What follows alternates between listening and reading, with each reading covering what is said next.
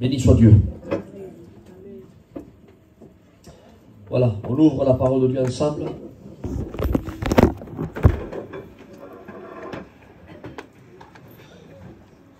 Évangile de Matthieu, chapitre 16.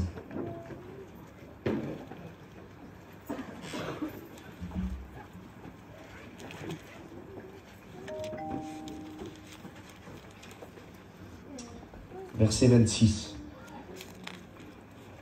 Oh, Seigneur, sois béni, Père.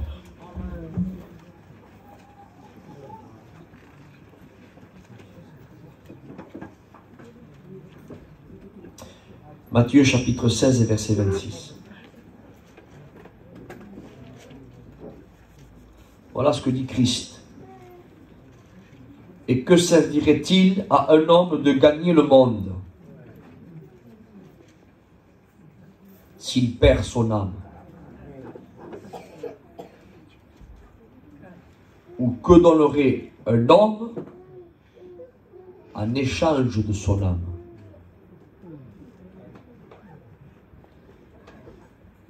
Il faudrait que tu réfléchisses ce soir.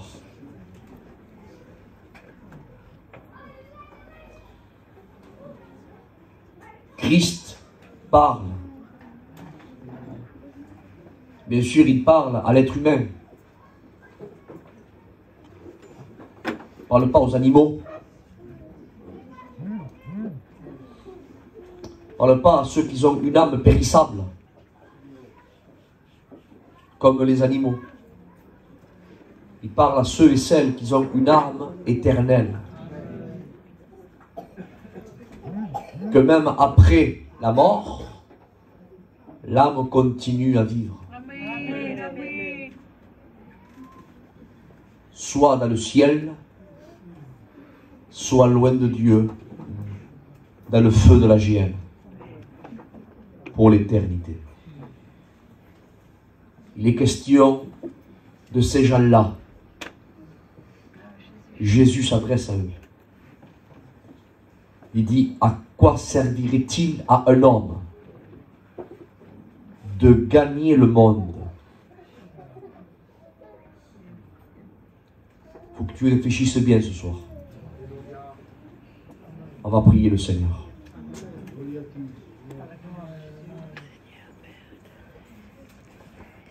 Folie, tu le fais? Merci notre Père. Oui, parce que tu es notre Père, tu es notre Dieu. Merci encore pour cette réunion. Une réunion que tu as déjà préparée dans ton ciel de gloire. Vous connaissez chaque personne qui allait assister à cette réunion. Seigneur, je le crois pleinement. Parce que cette réunion, elle t'a coûté cher à toi. Tu nous as pas racheté avec de l'or et de l'argent, avec ton sang précieux. Seigneur, te prie pour nos amis qui sont là. Je prie de toucher leur cœur au salut, de te faire reconnaître oui, que tu as fait le jour pour moi, oui. De passer dans les rangs. Seigneur, je sais que tu l'as déjà préparé. Je sais que tu as déjà préparé ton serviteur. Tu lui donnes toute l'autorité, qu'il soit ce canal de bénédiction pour chacun d'entre nous. Seigneur, saisis-le de l'esprit.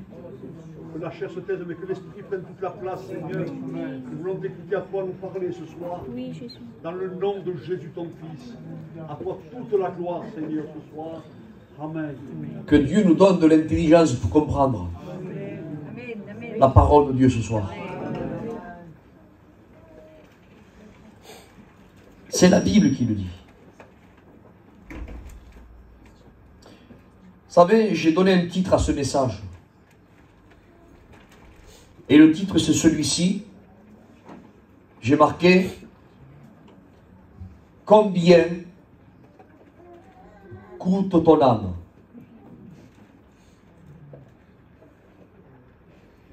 Connaissez-vous la valeur de votre âme? Je voudrais que vous réfléchissiez. C'est ta guitare, ça. Tu connais la valeur qu'elle a?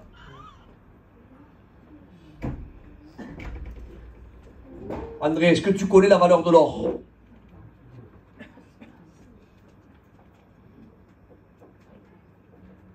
Ceux qui vendent des véhicules, vous connaissez la valeur des véhicules? Ceux qui font la ferraille, à combien est la tonne?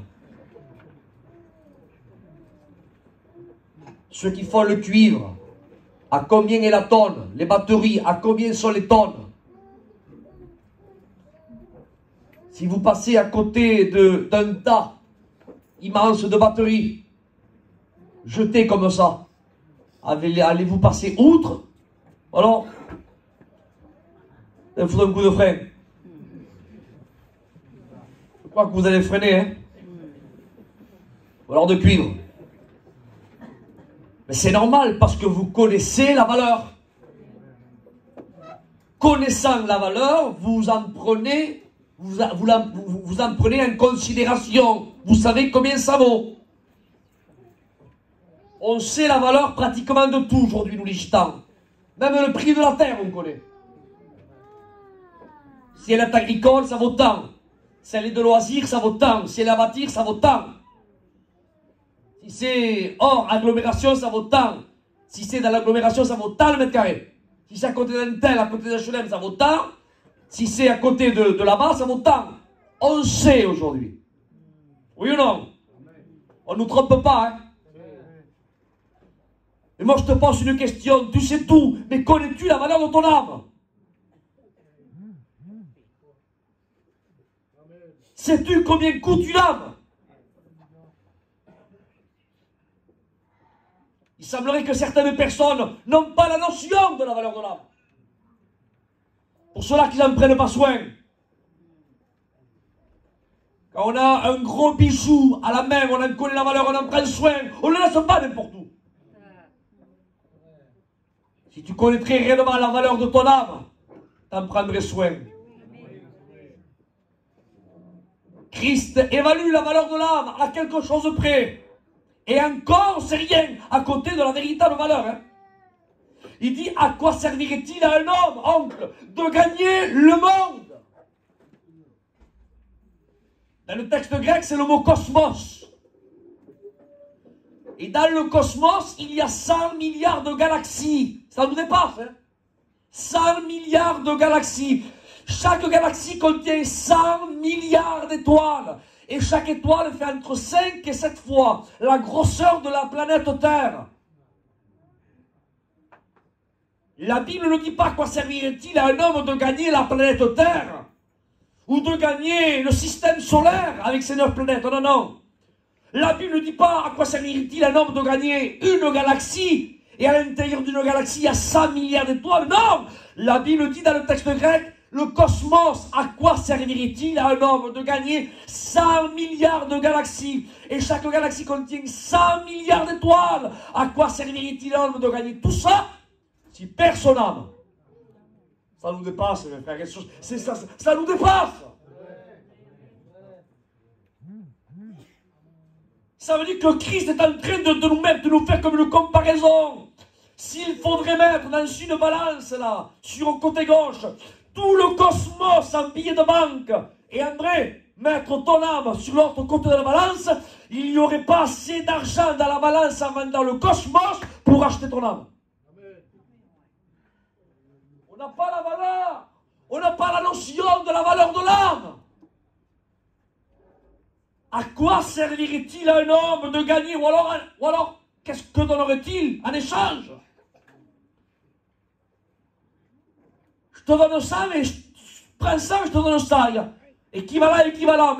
Mais Christ dit, mais que donnerait-il un homme en échange? Tu ne peux pas. Il n'y a rien d'équivalent.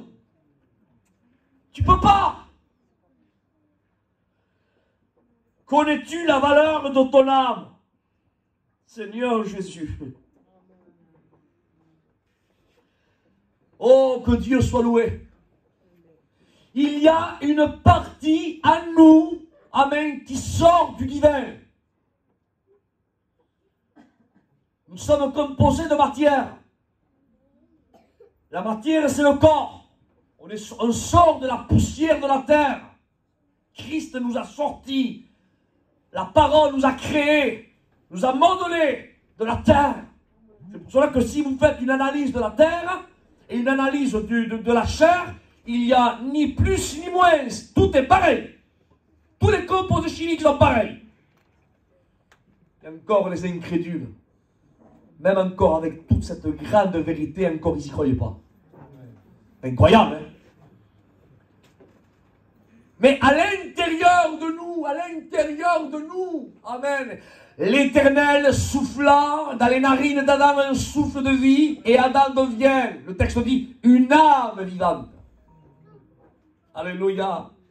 Parce qu'il y a une partie du divin qui a pénétré, amen, qui nous a boosté le cœur. Et le divin, amen, nous a donné une partie, amen, de son éternité.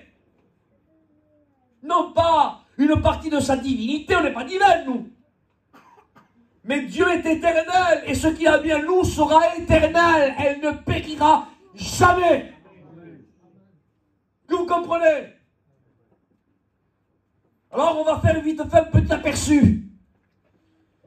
Le constructeur, quand il a construit le premier homme, combien ça lui a coûté? On va chiffrer, d'accord? Alors Dieu le Père, alléluia, avec la parole, il fait là le petit bonhomme, si préféré, en terre, en poussière. Et après il expire, alléluia, et l'homme devient une âme vivante. Et le texte dit dans Genèse 2,7, l'Éternel Dieu forma. Et le mot forma, amen, dans le texte littéral, c'est le mot façonner. C'est le mot structuré. C'est le mot fabriquer. Combien coûte cette maison? Il faut s'adresser au fabricant. Telle et telle et telle et telle somme d'argent. Posons la question à Dieu. Seigneur, combien t'a coûté la construction du premier homme? Écoutez les frères, je ne sors pas ça de la poche, moi je sors ça de la parole de Dieu. C'est écrit comme ça, l'Éternel Dieu forma, et le mot formé, c'est le mot façonné, structuré, fabriqué. Donc Seigneur, combien ça t'a coûté la fabrication du premier homme? Amen. Alors, moi je dis, d'accord, c'est mon vocabulaire à moi, et que mon vocabulaire ne vous choque pas. Ça n'a rien coûté à Dieu. Pourquoi tu dis ça? Parce que quand tu fabriques quelque chose, certains maçons diront, je lui ai fait peut-être gratuitement, mais ça m'a coûté, j'ai transpiré, j'ai mal au dos, j'ai des courbatures, j'ai passé 3 jours de travail. Il y a. Mais si on pose la question à Dieu, Seigneur, qu'est-ce que ça t'a coûté de construire, de fabriquer ou de façonner Adam? As-tu été fatigué? Il est Dieu. Fatigue pas, lui. As-tu transpiré? T'as mis des mois, et voire des mois pour le faire? Est-ce que tu t'es entaillé un doigt, une main, en faisant, en prenant? Non? Ça t'a coûté quoi? Alors si Dieu pourrait nous répondre, il nous dirait, Isaac, église de Montpellier, ça m'a coûté aucun effort physique. Ça m'a coûté aucun billet de banque, pas d'argent, rien. La seule chose, amen, qui m'a poussé à faire l'homme, c'est le moteur de ma nature d'amour, parce que Dieu est amour. Amen. Et la parole de Dieu déclare qu'un peu plus loin, au chapitre 3, il y a le prince des ténèbres qui a mis ses mains sales sur la structure que Dieu avait créée, l'homme. Il a défait la structure. Il a défait le façonnage. Il a défait la construction. Et la construction a été complètement démolie. L'homme avait perdu la démolition parce que l'homme a porté l'identité de son créateur. Dieu est saint. Et l'homme, Adam, portait l'identité de son créateur. Adam était saint. Mais le diable a mis ses mains sales sur Adam et il a défiguré la construction. Adam n'était plus saint. Alors, perdez pas le fil. Je voudrais vous démontrer le prix. Combien tu vaux aujourd'hui? Et moi je dis, alléluia, si la construction n'a pas coûté grand chose à Dieu si ce n'est son amour de faire, combien a coûté la rénovation de l'homme.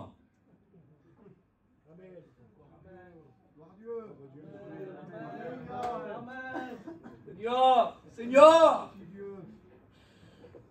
construction, combien ça a coûté? Pas d'effort, pas de billets de banque, aucune cisaille dans les mains, rien. Dieu est omnipotent, il le dit, il le fait, ça se fait. Il appelle les choses qui ne sont pas, elles viennent à l'existence. Quel effort il a fait? Il dit et la chose se crée. Quel effort il fait? Mais quand l'homme a été défiguré par les mains noires du diable, moi je dis, si la construction n'a pas coûté grand-chose, combien a été grand le prix de la rénovation? Parce que pour rénover, il a fallu que Christ rénove à l'identique.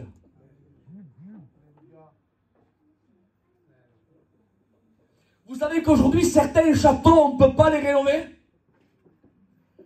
Parce que le patrimoine de l'État français, quand ils disent tel et tel château, si vous voulez le restaurer, il faut le restaurer à l'identique. Sinon, non.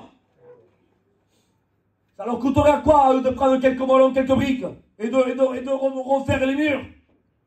Ça leur coûterait beaucoup, beaucoup moins cher. Mais le problème est que les châteaux sont en ruine parce que l'État français demande que le château soit reconstruit à l'identique.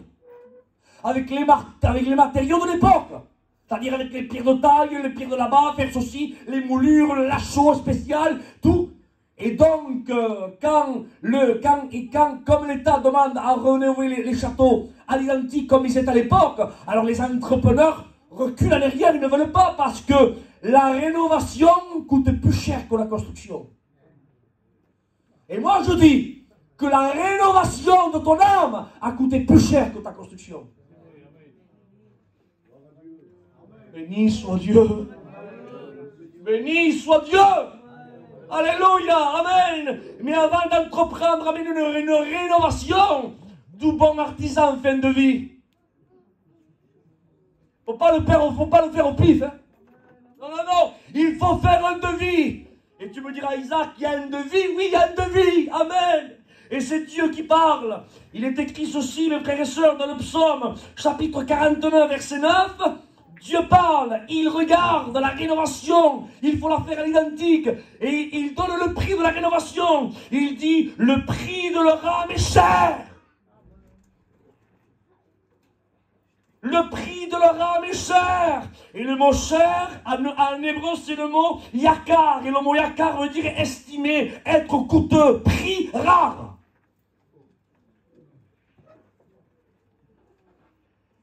On va rénover ce que j'ai créé dans le jardin d'Éden. Mais pour rénover, on va estimer la dépense. Et il est écrit ceci, yakar en hébreu, estimation, être coûteux, prix rare. Ce n'est pas prix d'or ni à prix d'argent. Amen. Ce n'est pas avec une monnaie terrestre. Parce que la monnaie terrestre est souillée, on ne pourra pas rénover, on ne pourra pas payer avec de l'or et de l'argent terrestre. C'est une estimation qui est rare. Et en avant d'entreprendre les travaux, il faut signer le devis. Dieu soit loué, à lui soit la gloire. À lui soit la gloire.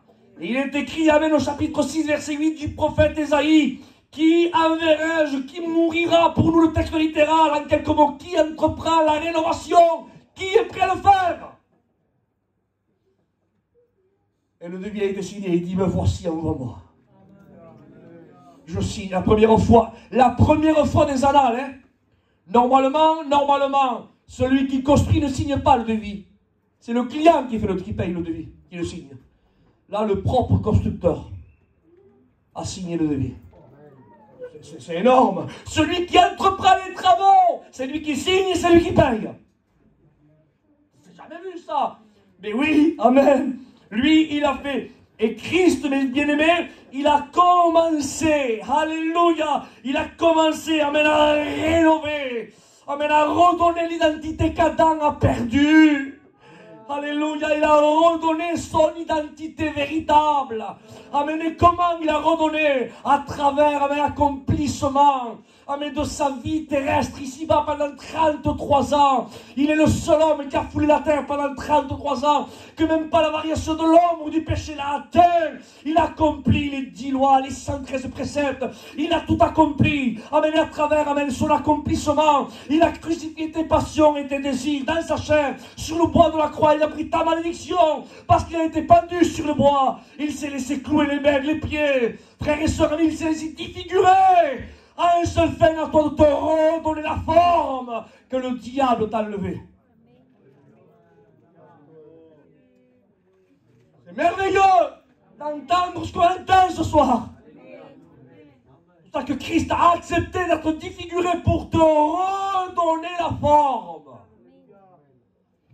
Il a accepté d'être défiguré pour te reformer à toi.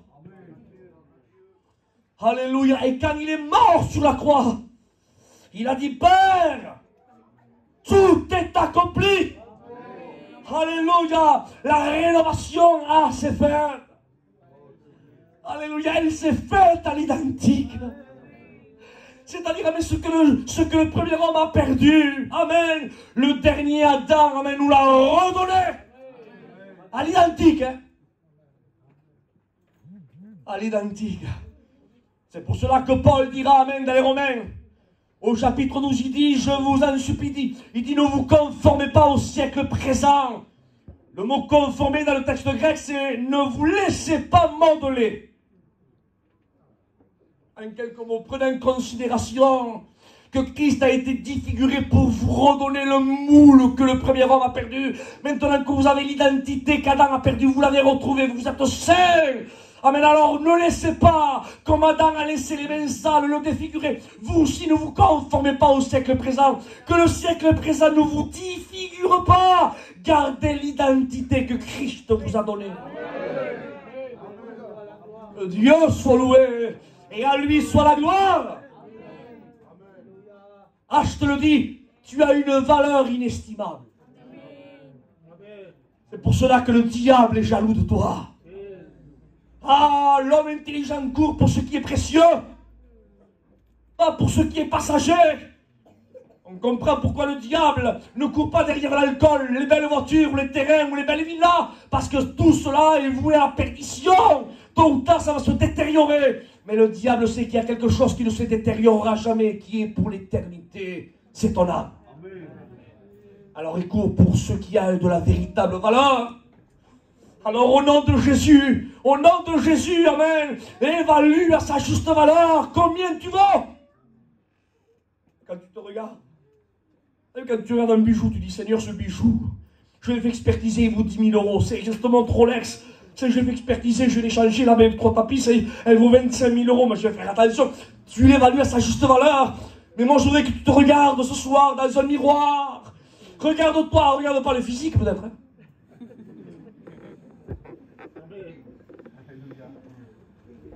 Regarde pas qu'il te manque des cheveux, que tu es un petit peu petit, un petit peu... t'as compris, hein? Pas ça. Regarde bien ce que ce coffre renferme, le joyau qui renferme. Ton âme.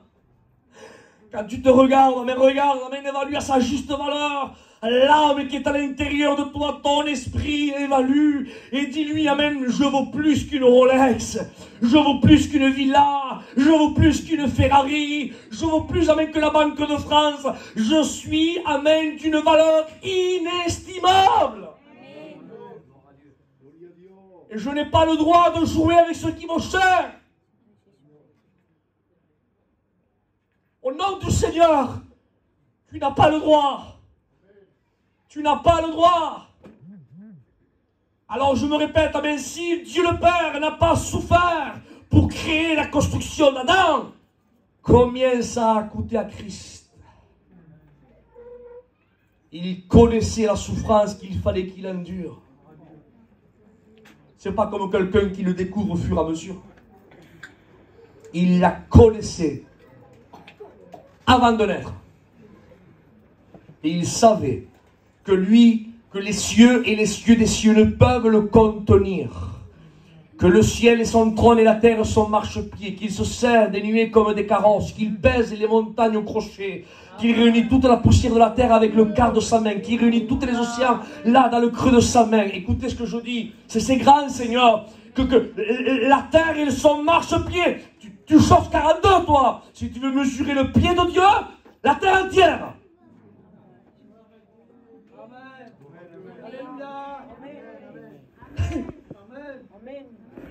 C'est-à-dire, amen, que pour aller, amen, du talon à l'orteil, il te faudrait une avion, là, et faire 10 heures d'avion non-stop pour aller du talon à l'orteil de Dieu.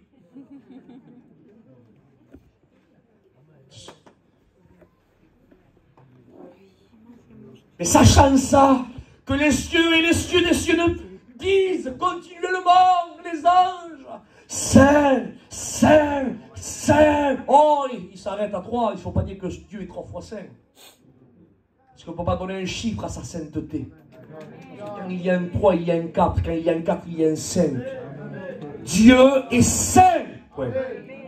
À l'infini. À un certain moment, l'auteur, il a fallu qu'il s'arrête. Il m'arrête à 3 parce qu'il faudrait saint. Et les âges continuent. Le moment, ils se couvrent la face. Ils n'osent pas le regarder. Saint, Saint, Saint, Saint, l'Éternel des armées, Saint, Saint, Saint, continuellement Saint, Saint, Saint. Et bien lui, étant assis sur le trône avec des anges qui sont en train de lui dire, Saint, Saint, l'Éternel, les cieux ne peuvent le contenir. Écoutez, la terre et son marchepied. Et bien lui, il savait que pour te racheter, il fallait qu'il se lève de son trône. Il fallait qu'il laisse l'adoration des anges pour prendre des coups de poing des soldats romains. Il fallait, lui, que les cieux des cieux ne peuvent le contenir. Il fallait qu'il se matérialise avec dans un... Excusez-moi, mes soeurs, tant pis, je le dis, hein, pour la gloire de Dieu. Il fallait qu'il se matérialise dans un simple embryon, mesurant quelques centimètres. Dans le sein d'une maman. Mais ça nous dépasse, Seigneur. Mais ça nous dépasse. Mais comment est-il possible, Seigneur, que tu as fait ça pour nous? Vous savez, le petit, quand on lui dit de devenir grand, il va le faire à la minute, lui. Mais quand les cieux et les cieux des cieux ne peuvent te contenir. Les cieux et les cieux des cieux, il est question du cosmos entier, avec les 100 milliards de galaxies, et chaque galaxie contient 100 milliards d'étoiles, et que chaque étoile fait entre 5 et 7 fois la grosseur de la planète Terre. Et bien les questions là de tout le cosmos, les cieux et les cieux de tout le cosmos ne peuvent me contenir. Accepter de devenir si petit, si petit, si petit, si petit, si petit, mesurant là quelques millimètres, être porté dans le sein d'une maman et accepter le processus du développement.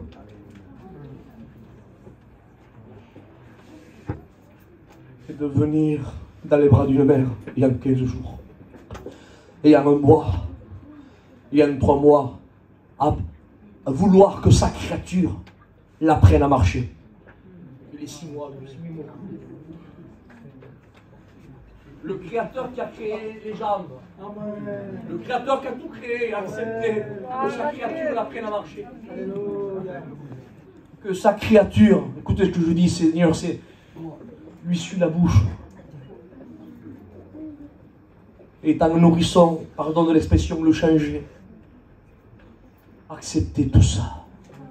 Accepter d'avoir 1 an, 2 ans, 3 ans, 5 ans, 6 ans. Obéir à sa créature. Obéir à sa créature, à la créature que lui a créée. Qu'est-ce que tu veux ça? Jésus va me chercher du bois là-bas, j'y vais. Jésus prend ça, j'y vais. Il a appris l'obéissance, dit la Bible. Pourquoi il a appris l'obéissance? Parce que dans le ciel, souvenez-le, il obéit à personne. Comme il obéit à personne, alors il a fallu qu'il apprenne à l'obéissance.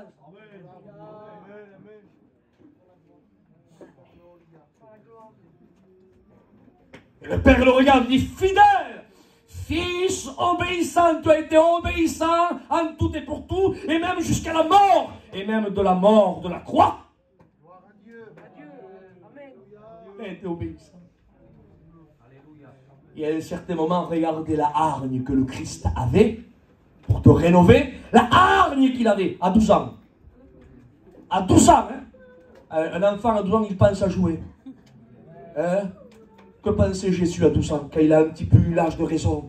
À 12 ans, il dit, il faut que je m'occupe des affaires de mon père. Mais attendez, mais quelqu'un qui vend des tapis, le père vend des tapis, on dit au fils, tu veux t'occuper des affaires de ton père, mais qu'est-ce qu'il fait ton père? Il vend des tapis, alors, eh bien lui, mais il va s'occuper des tapis de son père. Hein.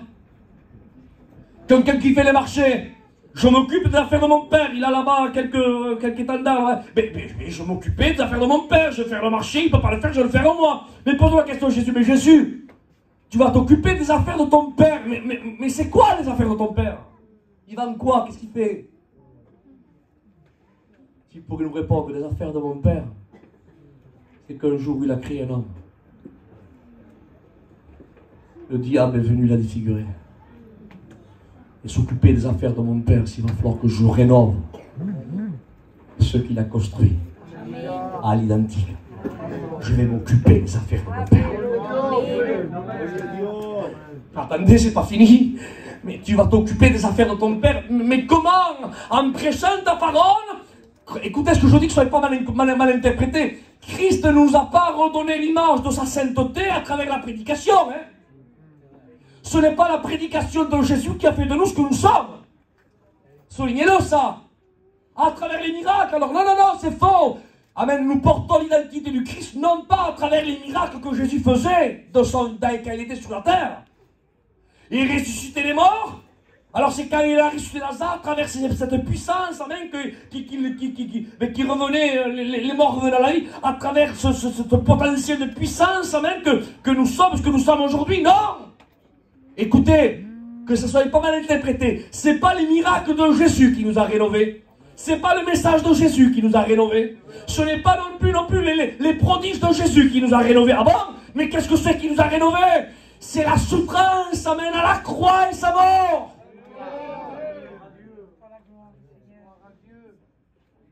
Et quand il dit, il faut que je m'occupe des affaires de mon père, c'était pas seulement prêcher. C'était endurer la souffrance dans son corps. Il y a dans la Bible 4 baptêmes. Il y a le baptême de la régénération, la nouvelle naissance, on appelle ça. Il y a le baptême d'eau. Il y a le baptême dans l'Esprit Saint. Et il y a le 4e, le baptême de souffrance. Christ parle, lui. Il dit, il y a un baptême que je dois être baptisé. Alors récapitulons. Est-ce le baptême de la régénération? Christ avait-il besoin de naître de nouveau? Il était la vie. Il était la vie. Donc il ne parle pas de ce baptême. Parle-t-il du baptême d'eau? Il a été baptisé par Jean le Baptiste dans le Jourdain, c'est pas celui-là. Parle-t-il alors du baptême dans l'Esprit Saint? Rappelez-vous Jourdain, la colombe était là.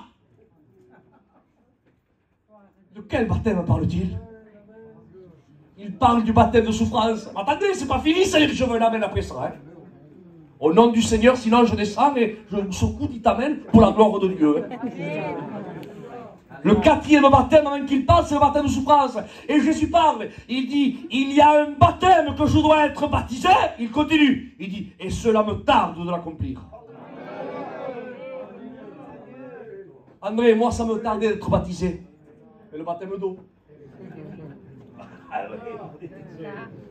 Mario, moi ça me tardait d'être baptisé dans le baptême de l'Esprit Saint. Ah, ce soir, l'ancien va faire une recherche, je vais être baptisé de l'Esprit Saint. Ah, ça me tarde. Mais pas du baptême de souffrance, ça ne me tarde pas. Je ne veux pas pleurer ni souffrir, est-ce que vous comprenez ça? Mais posons la question à Christ. Christ, tu as le même baptême qui te tarde. Mais tu sais que ce baptême de souffrance, l'habit de baptême de souffrance, c'est pas quelqu'un seulement qui va te renier, hein, parce qu'aujourd'hui, pour nous, la souffrance, c'est un reniement. Une critique. Une facture. On a heurté un sanglier, le pare-choc est cassé. Ah, je passe le baptême de souffrance, le pare-choc est cassé, la voiture. Ah, quelle souffrance. Ah, j'ai 300 € à payer la franchise. Ah, quelle souffrance. J'ai mal dedans. Ah, je ne m'en sors pas. Quelle souffrance. Quel baptême de souffrance je passe. Ah, elle m'a racheté la dent là, ça me vient les infections. Ah, je ne m'en sors pas. C'est pas celui-là que Christ passait. Hein. Baptême de souffrance. c'était que son visage était défiguré par l'inflammation tellement qu'on lui a arraché la barbe. Parce qu'il y a une réaction de la peau quand on tire la barbe, quand on arrache la barbe, pas tirer. De suite, il y a un symptôme, la peau enfle. Non seulement la peau enflée, mais ensuite, il y avait des soldats romains, on lui foutait des soufflets. Des soufflets, c'était des revers de main. Jésus passe à côté, des revers de main. Entre la bouche et le nez, entre l'œil. Sûrement qu'il devait l'arcade ouvert. Les lèvres fendues. Des yeux au beurre noir. Et non seulement j'étais pas fini que des soldats romains, des experts dans la matière des bourreaux, et des coups de poing va, des coups de poing viennent. Des coups de poing va, des coups de poing viennent. Le sang commençait à gicler, là, de son front, à travers les ouvertures des arcades, des lèvres fendues, là, des yeux beurre noir, la poing fait, la barbe, qui devait pendre par rapport à l'arrachement de la peau, le sang qui devait couler de sa tête à son visage, il y avait comme un voile de sang. Et non seulement il y avait cela, mais ensuite on a commencé à flageoler son dos. Et ce n'est pas 39 coups de fouet que Jésus a reçu, non, non, c'est un nombre incalculable. Parce que celui qui a fouetté le Christ, ce n'était pas des Hébreux. Les Hébreux étaient assujettis à la loi mosaïque. S'il y a une différence entre deux Hébreux, on absoudra un, ou alors on pénalisera l'autre, et on le frappera selon ce qu'il mérite. Mais on ne donnera pas au-delà de 40 coups, ça arrêtera à 39. Rappelez-vous ce que dit Paul dans 2 Corinthiens 11, 23, il dit « J'ai reçu des Juifs 5 fois 40 coups moins 1. » Paul a reçu 5 fois, lui, 39 coups de fouet, 39 coups de fouet, 39 coups de fouet, 5 fois. Et par qui, Paul? Il dit par les Juifs. Mais qui c'est qui a flageolé le dos de Jésus? Il dit Pilate le fit battre de verge. Ce n'est pas les Juifs qui a flageolé Jésus, c'était les Romains. Et les Romains, ils étaient là, en train de rigoler, avec des bras musculeux, des barbares, des bourreaux, prenant plaisir au sang. Et ils commençaient là, et 1, et 2, et 10, et 20, et 40, et 60, et 80, et 100. Je ne sais pas combien de nombres, dites pas ce que je n'ai pas dit. Mais par contre, la Bible dit, ils ont labouré mon dos. Et que c'est quelque chose qui est labouré? Vous savez, quand la peau est déchirée, elle est déchirée, il y a une ouverture. Mais là, ce n'est pas une ouverture, c'est la peau qui est retournée sur elle-même. C'est labouré. Labouré. C'est-à-dire que la première peau, elle n'apparaît plus. Elle est dessous, la chair apparaît, et la peau qui est dessus, elle est dessous. C'est tout labouré. Ils ont labouré mon dos. Et non seulement ce n'était pas fini, qu'on a cloué son bras gauche et son bras droit. Et les chercheurs disent que quand on a commencé à mettre le clou sur son bras gauche, on a sectionné le nerf médian. Le nerf médian, c'est un nerf qui est très très sensible et qui produit une douleur aiguë énorme. Et le seul endroit pour ne pas couper les os et que le clou passe, il faut automatiquement passer là où il y a le nerf médian. Son nerf médian gauche a été sectionné. Son nerf médian droit a été sectionné. Ses 2 pieds cloués. Entre ciel et terre. On a transpercé son côté. Et mis encore avec ça, je veux l'amener après ça s'il vous plaît. Il était tellement heureux de t'accomplir, amen, et d'entreprendre la rénovation, et voyant qu'il avait fait, le texte dit amen, et il poussa un grand cri. On ne peut pas le pousser le grand cri, c'est pas possible. On ne peut pas le pousser à ce niveau. Quand on a le dos labouré, les nerfs médians interrompus, brisés, les pieds coupés, la fatigue depuis le soir. Entre les 2 soirs, on a commencé à prendre l'agneau pascal qui était le Christ, parce que Paul dit, Christ notre Pâque, c'était l'agneau de Dieu qui ôtait le péché du monde. Il a été pris au jardin de Gethsémani avant que le soleil se lève, on a commencé à faire un procès qui n'était pas équitable, parce qu'il fallait le juger en plein jour, et on l'avait déjà jugé en pleine nuit. Tout était faussé. Et déjà, là, on le flageolait, on le frappait, on le maltraitait. Imaginez toutes ces longues heures d'attente et le diable qui est en train de lui parler, l'oppression du monde, ton péché et tout, Seigneur. Il arrivait là 6 heures, pendu entre ciel et terre, là, dans toute cette douleur. On ne peut pas crier, c'est pas possible. Je veux un amen après ça. Quel homme était Jésus. Quel homme, hein? Quel homme, Seigneur.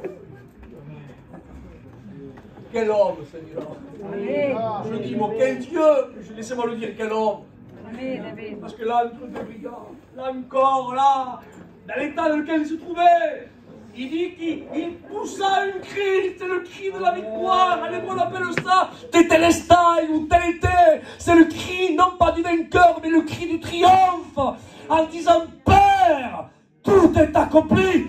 Amen. Je remets mon esprit entre tes mains. Et l'esprit de Jésus a quitté son corps. Et il a traversé le premier ciel, le deuxième ciel. Amen. Il est à la le brigand dans le paradis de Dieu.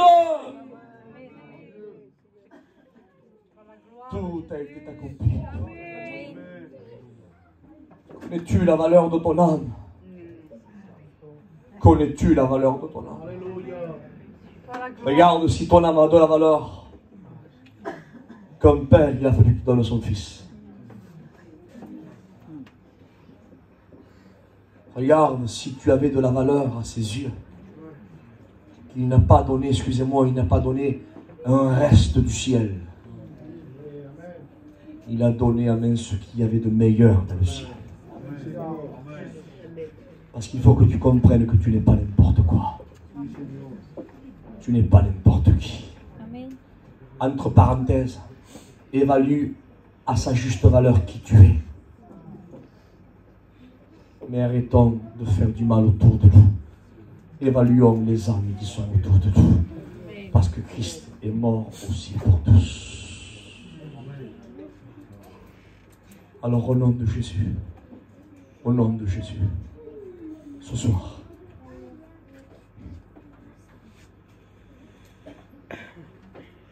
ne donne pas ton âme au diable.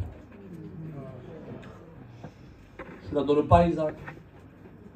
Mais si tu ne la donnes pas à Jésus,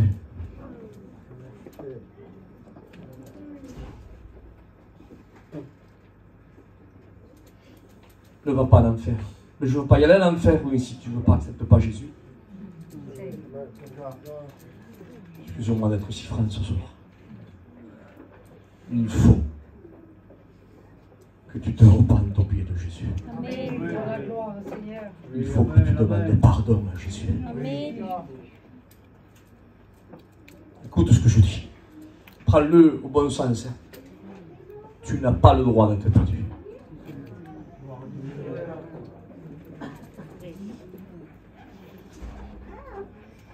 Il a tout fait pour que tu sois sauvé. Il y a un texte dans la parole qui dit « Soyez juges » dans Ésaïe chapitre 5. « Soyez juges entre moi et ma vigne, habitants de Jérusalem, de la Judée. » Il dit « Qu'y avait-il encore à faire à ma vigne que n'ai-je pas fait ?» Il dit, je l'ai pris, je lui ai mis un coteau fertile, j'ai creusé autour de lui, j'ai enlevé les mauvaises herbes, j'ai arrosé. Qu'avait-il encore à faire que n'ai-je pas fait? Et quand j'espérais qu'elle produise du bon raisin, elle a produit du mauvais, qu'avait-il encore à faire que j'ai pas pu faire? Dites-moi-le, soyez juges. Et moi je vous dis, qu'y avait-il encore à faire que Christ n'a pas fait pour pas que tu sois sauvé? Qu'est-ce qu'il fallait qu'il fasse de plus?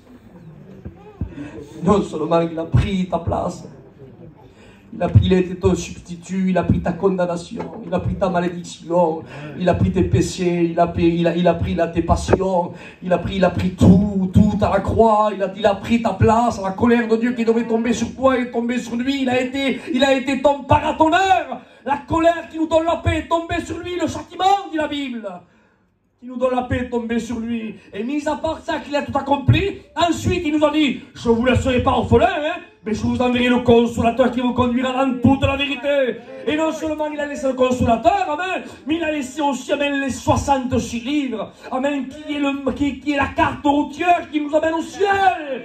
Et non seulement il nous a laissé la carte routière, mais il nous a laissé des serviteurs de Dieu, des apôtres, des prophètes, il nous a laissé des évangélistes, il nous a laissé, amen, des docteurs, des pasteurs, des diacres, diaconesses, trésoriers, des frères.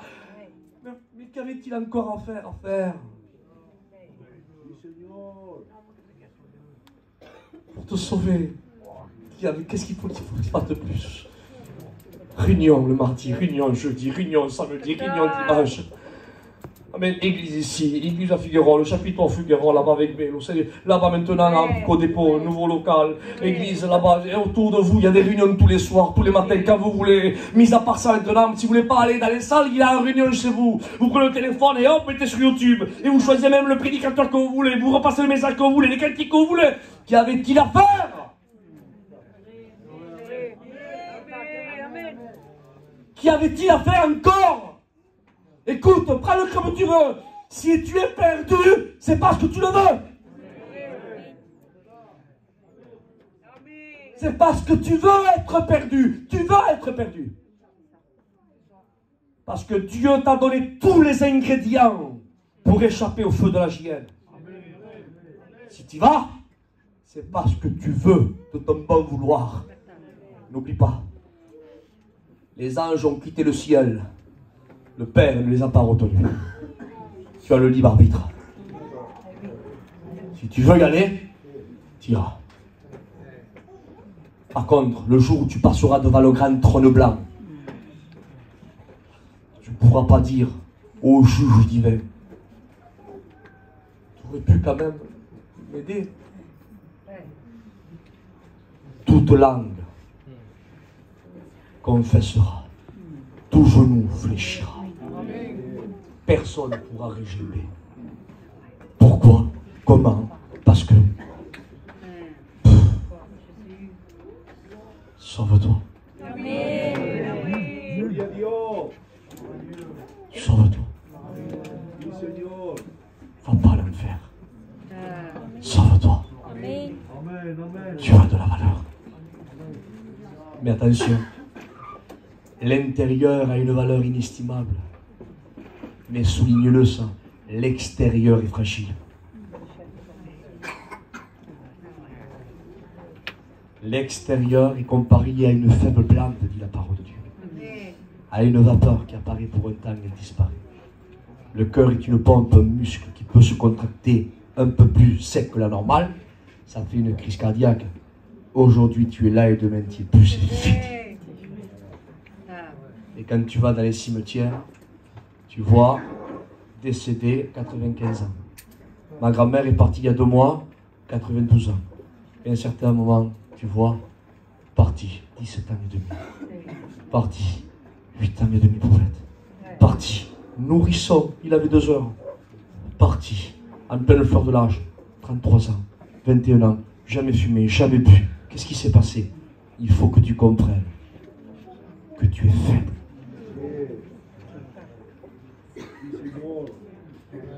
Tu es faible. Fais attention. La faiblesse du corps peut lâcher d'un moment à l'autre.